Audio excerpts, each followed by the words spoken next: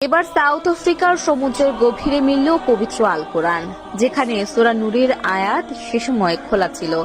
কিন্তু এখানে কোরআন কিভাবে এলো? এর সাথে কি কোনো অতীত ঘটনা জড়িয়ে আছে?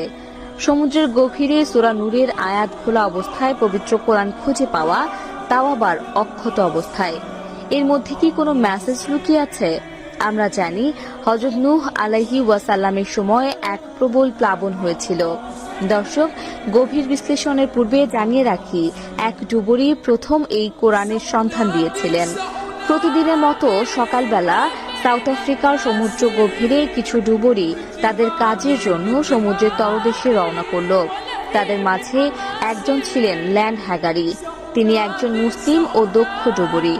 সব ডুবুরি যখন বিভিন্ন কাজে ব্যস্ত, তখন ল্যান্ড পৌঁছে গেলেন সমুদ্রের অনেক গভীরে, যেখানে সচরাচর কেউ যায় না। তার উদ্দেশ্য, সেখানে যদি